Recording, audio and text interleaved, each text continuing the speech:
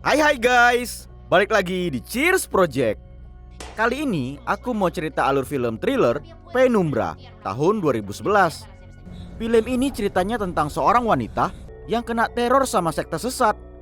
Wih, ngeri kali filmnya ini weh. Banyak darah-darah loh. Jadi selama beberapa menit ke depan aku bakalan nemani aktivitas gabut kalian guys. So, stay tune.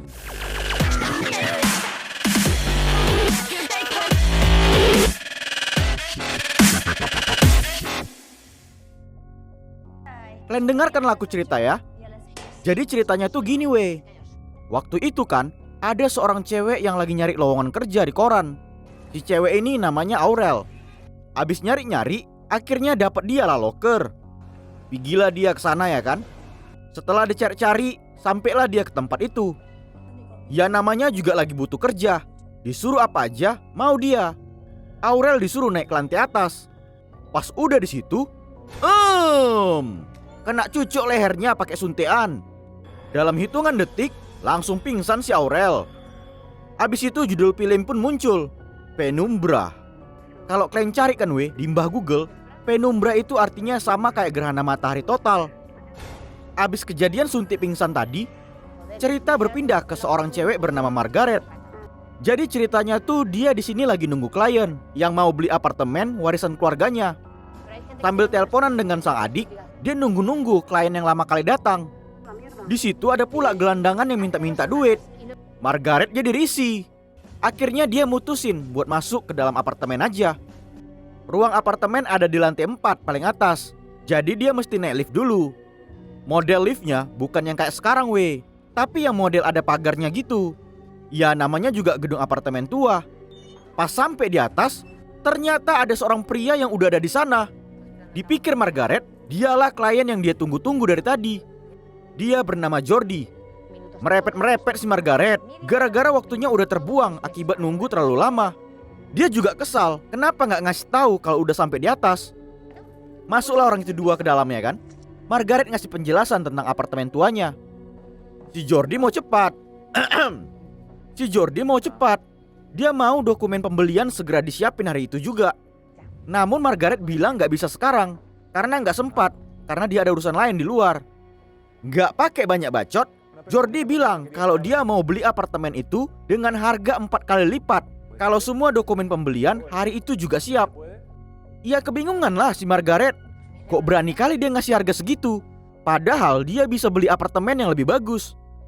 Kesempatan gak datang 2 kali. Tanpa pikir panjang, Margaret setuju dengan tawaran yang dikasih sama si Jordi. Sebelum transaksi dilakukan, Jordi mau konfirmasi ke bosnya dulu, biar dia langsung ke lokasi apartemen. Soalnya si bos yang mau langsung bayar. Si Jordi gak bawa HP pula.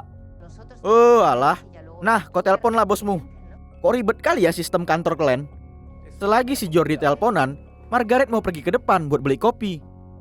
Waktu udah di luar kan, gelandangan tadi nyamperin dia. Berhati-hatilah kau, karena sebentar lagi gerhana matahari total akan datang. Oh, si Margaret ngerasa terganggu lah. Diambilnya dari tas setruman listrik. Jer. Udah kejatuh si gelandangan, ditambah dia dengan sepaan. Untung aja ada polisi yang ngehentiin si Margaret. Banyak kali cakap kotor yang keluar dari mulutnya. Namun orang-orang yang ada di dekat situ malah ngebela si gelandangan. Si Pak Polisi lebih percaya dengan saksi yang nengok kejadian tadi. Oh, kok jadi awak pula yang salah? Terserah kalian lah. Dengan sikap bodoh amat, langsung masuklah dia ke dalam minimarket. Si Pak Polisi juga ikutan masuk. Dia nyuruh kasir buat ngawasin wanita itu. Pas di dalam minimarket ya kan, ada ibu-ibu yang tiba-tiba aja ngasih tahu ke dia tentang gerhana matahari yang bakalan terjadi. Si Margaret gak peduli. Mau gerhana matahari kek, gerhana bulan, gerhana planet, gerhana sinetron, bodoh amat. Waktu mau masuk ke dalam gedung, ternyata pintunya terkunci. Dia nyari-nyari kunci di dalam tas, tapi gak ketemu. Untung aja ada si ibu-ibu tadi. Ternyata dia juga tinggal di apartemen itu. Diajak ngobrol lah sama si ibu itu ya kan. Margaret risih ngedengar bacotannya. So akrab so dekat. Entah apa-apa aja yang dibahas. Si ibu ini tinggal di lantai 2. Jadi dialah yang duluan keluar dari lift. Untung aja ibu itu cepat keluar. Bawaan kuping si Margaret udah panas saja. Waktu udah masuk ke dalam apartemennya, ternyata kawan sekerja Jordi udah ada di sana aja. Dia bernama Victoria. Buat kopi lah si Margaret di dapur ya kan. Mendadak kedengar ada suara di ruangan gudang. Pas mau dicek dia, Victoria datang buat ngalihkan perhatian. Ngobrol lah orang ini tentang proyek rahasia yang mau dilakukan di apartemen itu. Mereka juga ngasih tahu kalau bos besar mereka, Salva, adalah seorang yang kaya raya dan sangat dihormati. Margaret gak terlalu peduli. Yang penting bos mereka cepat datang dan transaksi jual beli selesai. HP bunyi, ada telepon masuk.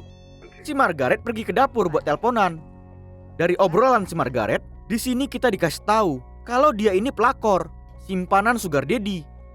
Oh alah, kacau. Mendadak dia ngedengar lagi suara aneh dari ruangan gudang. Dicari-cari kunci di dalam tas, namun gak ketemu. Margaret izin keluar buat nyari kunci. Mana tahu tadi jatuh di luar. Karena ada orang yang lagi pakai lift untuk bawa banyak barang, Margaret jadi turun lewat tangga. Mati lampu pula di ruangan bawah. Tiba-tiba aja ketepak, kepleset jatuh dia. Nyaring kali bunyi kejedotnya. Sekali lagi lah ya. Si Margaret kepleset gara-gara ada pecahan botol minyak di lantai. Pas mau keluar, terkunci pula pintunya. Tapi baru meleng dikit, ada yang lewatin pintu. Dan mendadak jadi terbuka kuncinya. Aneh. Dicari-cari, tapi gak ketemu-ketemu. Waktu Margaret nanya ke gelandangan tadi, dia malah kena caci maki balik. Dan polisi tadi langsung datang nyamperin. Dia kira kalau wanita itu mau buat masalah lagi. Margaret nanya sama mereka, namun gak ada satupun yang nemuin kuncinya. Gara-gara gak ada kunci, sekarang si Margaret masuk ke dalam gedung lewat kotak pesan suara ruangan apartemen. Jadi si Jordi yang bukain pintu bawah gedung. Si Margaret lagi mau nelpon sugar daddy lah untuk ngabarin kalau dia nanti telah datang. Nggak taunya pulsa HP habis pula. Ngerasa sial kali lah si Margaret. Udah kunci hilang, kepala berdarah. Sekarang pulsa HP malah habis pula. Waktu masuk ke dalam apartemen, Margaret kaget karena di sana ada 2 orang baru lagi yang datang. Mereka adalah Alberto dan Angela. Siapa sebenarnya orang ini semua? Kok dari tadi terus berdatangan orang-orang baru? Mereka bilang kalau sebentar lagi si bos bakalan datang. Salva. Asik nama bos kalian aja yang kalian sebut dari tadi. Tapi orangnya gak nongol-nongol. Mendadak, untuk kesekian kalinya, Margaret ngedengar lagi suara aneh dari ruangan gudang. Namun mereka bilang ke dia kalau gak dengar suara apa-apa. Pergilah orang itu semua ke dapur. Mungkin suara angin tadi yang kau dengar. Suara angin tuh kayak gini. Yang kau kiranya aku gila? Iya. Semua emosi dari kesialan dia satu hari itu dilampiaskan ke si Jordi. Akhirnya dicek sama Victoria dan Margaret ruangan gudang itu dari lubang kunci. Namun mereka gak nengok apa-apa di dalam. Cuma ada karung besar aja. Margaret bosan nungguin bos mereka si Salva. Jadi dia izin untuk turun ke lantai 2, pergi ke apartemen si ibu yang dia jumpain tadi.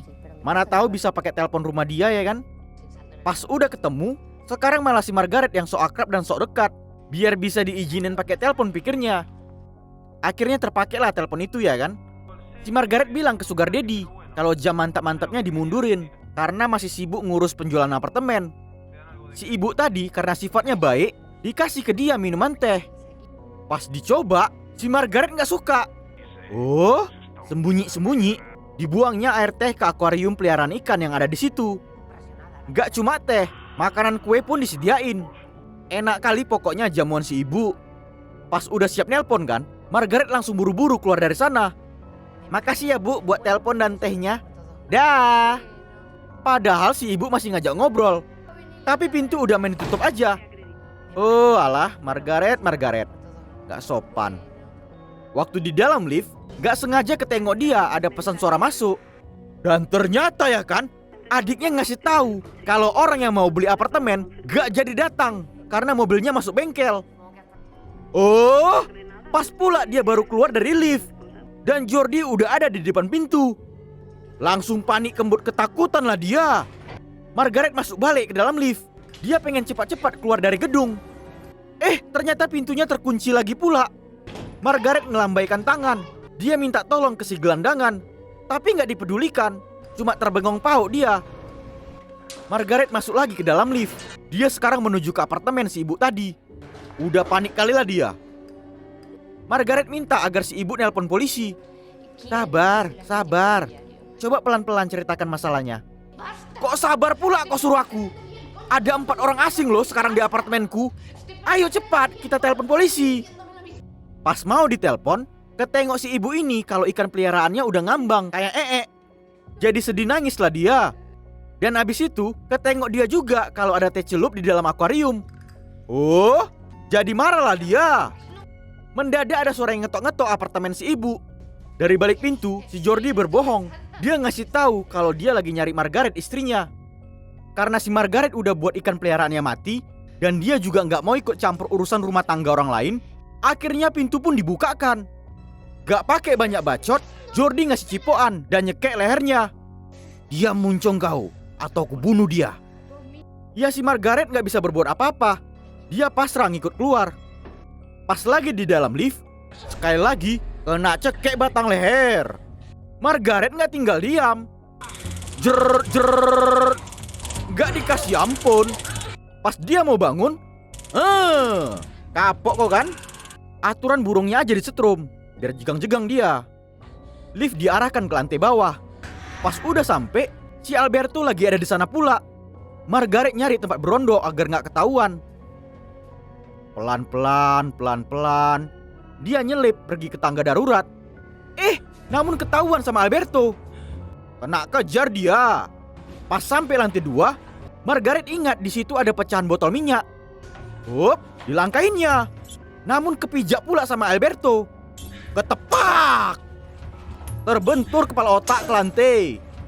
Pas Margaret udah sampai di atas, gedegam. Kena tumbuk mukanya sama si Jordi. Abis itu dikasih stroman listrik juga. Jegang-jegang badan itu. Biar gak ketahuan sama tetangga yang lain, mereka pelan-pelan bawa balik si Margaret masuk ke dalam apartemen. Caklah kalian tengok ini. Gedebuk. Kayak buang sampah bah dibuat. Kacau. Disinilah mulai kebongkar semua. Siapa sebenarnya orang ini? Sebentar lagi bos mereka Salva bakal nyampe. Dan mereka mulai nyiapin peralatan untuk ngelakuin ritual sekte sesat. Lilin disiapin, badan dilumuri dengan minyak. Dan ternyata kan apartemen tua itu ternyata dulu memang tempat ritual. Ada banyak lukisan aneh yang muncul setelah wallpaper dinding disobek. Abis itu si Margaret diikat di kursi. Badannya juga dilumuri sama minyak ritual. Waktu si biawak-biawak lagi ngumpul di ruang utama, Margaret berhasil lolos dari ikatan kursi. Pelan-pelan, dia nyari jalan keluar. Masuklah dia ke dalam kamar gudang ya kan. Dan ternyata ada karung goni besar di situ. Nongol pula orang dari dalam. Kalau kalian masih ingat, dialah cewek yang di awal film tadi Dia diculik untuk dijadiin tumbal ritual. Ternyata ketahuan sama Jordi. Karena udah palak kali dia, gedegam. Kena tumbuk lagi mukanya. Pingsan. Gak berapa lama lagi gerhana matahari bakal muncul.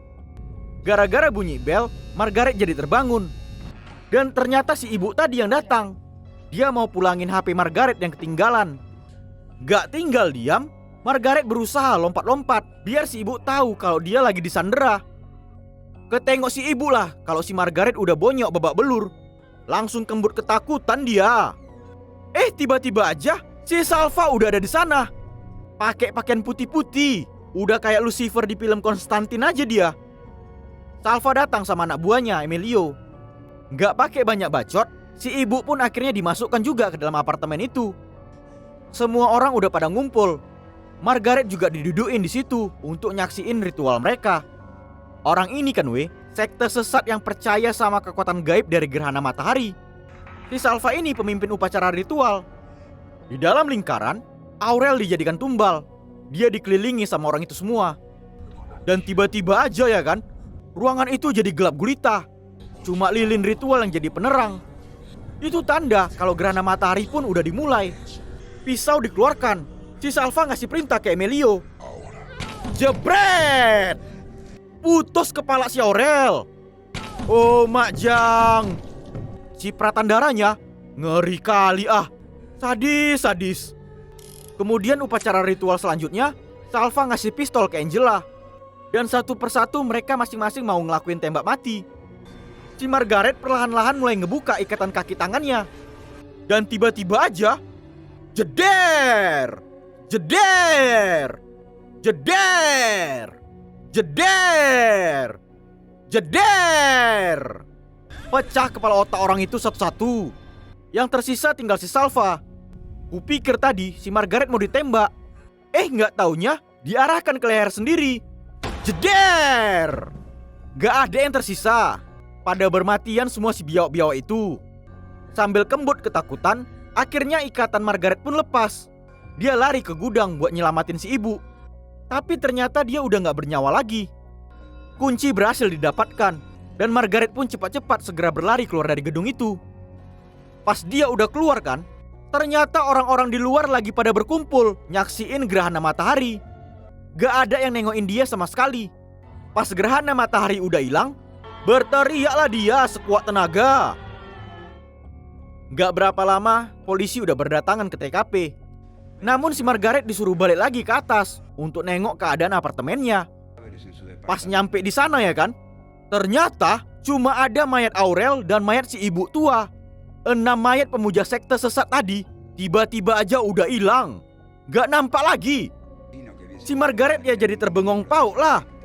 Kok bisa pula kayak gitu? Gak ada seorang pun yang tahu. Karena gak ada saksi mata yang nengok 6 orang itu masuk ke dalam apartemen. Dan malah orang sekitar ngasih laporan kalau sebelum kejadian pembunuhan, si Margaret dengan arogan udah mukuli gelandangan. Ya akhirnya si Margaret lah yang dijadiin tersangka di kejadian gila tersebut. Dia cuma nangis pasrah, gak tahu mau berbuat apa. Si gelandangan yang nengokin dia dibawa mobil polisi senang ketawa puas. Dan akhirnya film pun tamat. Oke guys, demikian alur cerita film thriller Penumbra tahun 2011. Semoga kalian suka lah ya dengar aku cerita. Pelajaran yang bisa diambil dari film ini adalah jangan jadi pelakor atau pebinor. Nanti nasib kalian jelek kayak si Margaret. Ingat itu. Ya udahlah dulu ya weh. Tetap dukung channel Cheers Project biar makin berkembang ke depannya. Terima kasih and cheers.